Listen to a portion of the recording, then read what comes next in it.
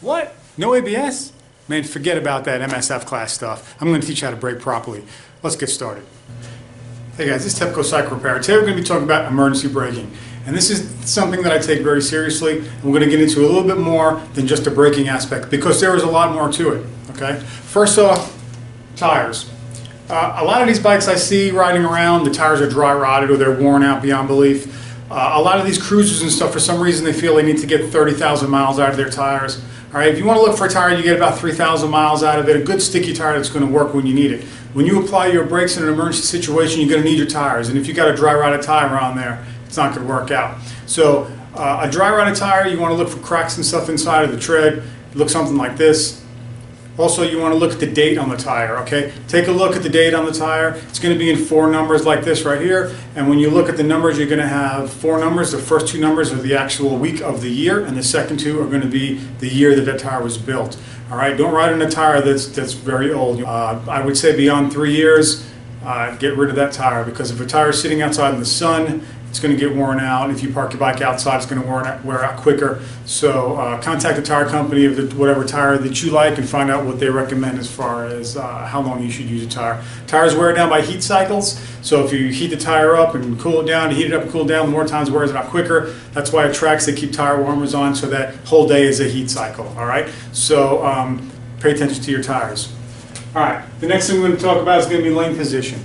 All right, I see a lot of people riding in the middle of the lane. For some reason, they ride in the middle. I guess they feel they have more of a more room to get out of the way of something. Stay away from the middle of the lane. Okay, that's where all the transmission drops. That's where the transmission fluid drops. Oil drops there. Every time you hit a bump, that's why you can see those dark spots wherever there's bumps, because the oil drips there. Remember, we're talking about emergency braking. You're not going to know when it happens. So don't put yourself in a situation in a lane position that when you slam on the brakes, you're over either a puddle of oil or a slipperier part of the lane. Stay where the tires of the cars go. That's going to be the best place for you to ride on your motorcycle for traction. Okay. Another thing is going to be your brakes. Make sure that your front brakes are working good. If you can get steel braided lines, get some steel braided lines on there. But make sure you're not riding around with air in your brake lines or worn out pads or a rotor that's worn out beyond use. There's limits on there. Measure it. Make sure you got good stuff. Make sure your front brakes are working. All right. We're going to talk about brakes a little bit more.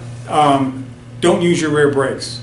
All right. Don't use them. And when I get into a couple other things here, you'll understand why, but I'm going to talk a little bit about it now. If you go to a bike safety class, they're going to teach you how to use your front and your rear brakes together. In a controlled situation, you can probably get your bike to stop faster doing that, but remember, a locked up wheel is going to move faster than a wheel that's braking at its maximum. So your rear wheel is going to lock up. And a lot of people say, well, I use my rear wheel all the time, so when an emergency brake situation happens, I'll be able to use it. It's muscle memory.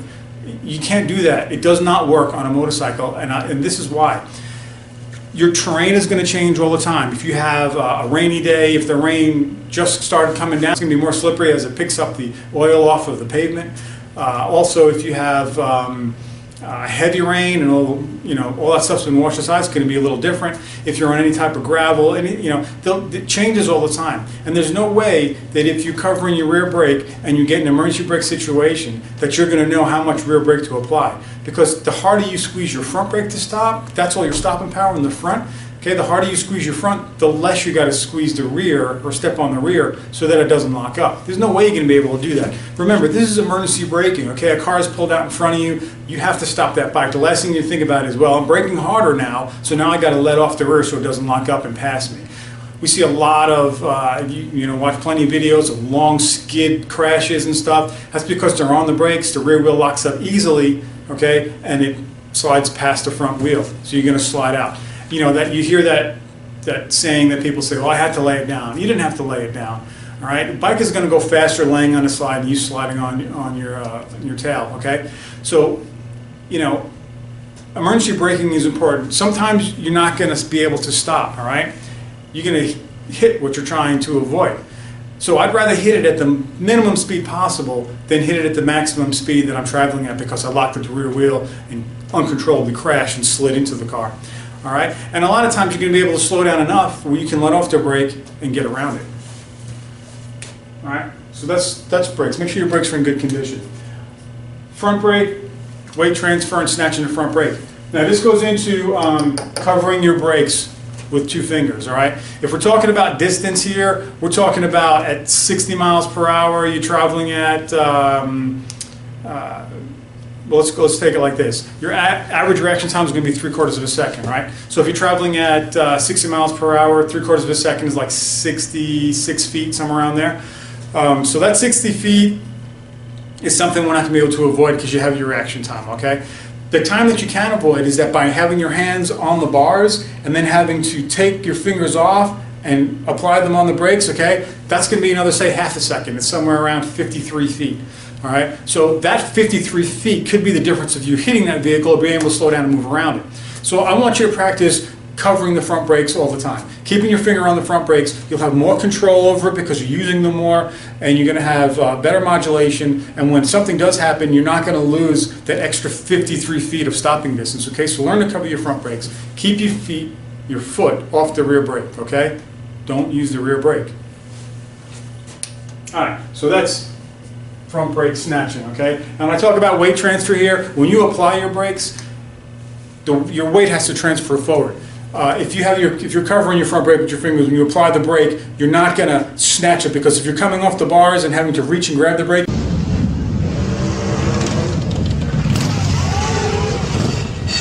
you're more likely to snatch it than not. So if you're able to keep your 2 fingers on it and apply the brakes, your weight will transfer to the front wheel. The more weight you can get transferred, the better it's going to stop you.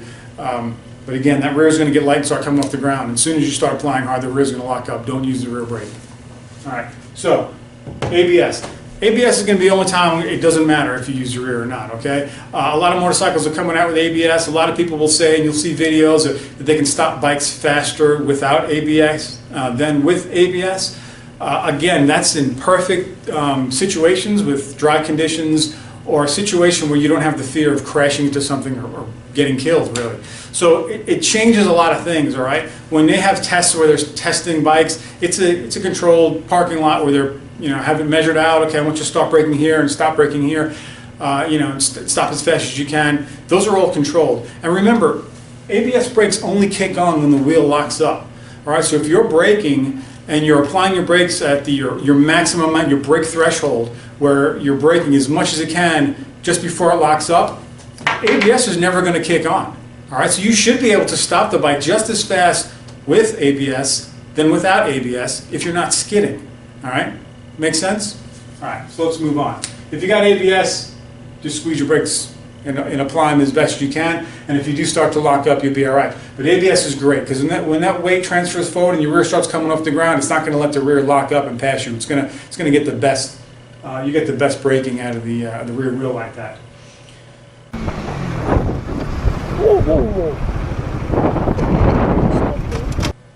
All right, inattention. So here's a couple of videos here I'm going to show you, just short clips of people not paying attention. Emergency braking, again, it happens when you're not ready. So you want to be able to, be prepared and be able to stop when you're supposed to, when something happens. And inattention, of course, we're all guilty of it. We're all looking around, especially when we're riding a motorcycle. You may be checking something out. Well, those times you look away, you're losing a lot of distance in your braking if you do have to, if you're in an emergency brake situation. Make sure that you're paying attention and looking where you're going. Keep your eyes on the road. So basically what we have here is, when we talk about braking and the way that you should brake, you want to cover your brakes with 2 fingers all the time. You want to be prepared. You want to save that distance you're going to lose from having to take your fingers off and bring them onto the front brake lever. You want to have good tires. You want to be in the right lane position. You want to make sure your brakes are set up properly so they work right. And as far as your rear wheel goes, and the reason I tell you not to use your rear wheel, because if you just leave your clutch out, the engine will brake the rear wheel, okay? The engine is going to help slow down the rear wheel, just like if you went to push start a bike, right? If you try to push start it in first gear or fifth gear, right? First gear is just about going to lock up because there's so much engine braking. So don't be so anxious or so quick to upshift, all right? Try to keep your bike in the proper gear. So when you're riding along down the road, some of these big crews, for some reason, they just want to go shooting up through the gear so they can get that real low, as they accelerate. Keep the bike in the right gear, and it's going to help you slow down. What I recommend that you do You use 2 fingers on the front brake all the time, and try to leave your clutch out as much as you can in that emergency braking situation, and just pull it into the last minute. And that's going to allow your front wheel to do all the braking like it's supposed to be doing. If your rear wheel comes off the ground, it won't lock up, or it'll lock up very minimal with the engine braking. It'll continue to turn because you're not applying any rear brakes, okay? And you'll be able to let off and get around that object. All right, so here's a picture of a bike at maximum braking, and you can see the rear wheel is up off the ground. All right, at that point, the rear wheel is doing zero braking. All right, so when they talk about that 70-30, okay, that's good for cars when all the weight's on the ground, nothing's coming off the ground, but it does not apply to motorcycles. All right, so if you got taught that, you need to break that habit, get your feet off the rear brake. I know some people are going to comment and say, I don't know what I'm talking about. You got to use the rear. There's a 70-30, whatever. Well, yeah, maybe 70-30 when you first brake, but as soon as you apply the brakes, now you're at 90-10 or 100-0, and you just can't do that kind of modulation of your rear brake. It's easier to do it with your fingers if you need to, but remember, all that weight gets transferred to the front. The harder you brake, the less likely the front wheel is going to lock up. We're not riding bicycles here. You're not going to go flying over the handlebars, all right? Apply your brakes properly. Use that front brake the best you can, and stay off that rear brake. Guys, I hope this helps you out. My goal is to help you guys stay alive out there on the road. Ride safe. Guys, please like, subscribe, and hit the bell for further videos. Until next time, this is Typical Cycle Repair.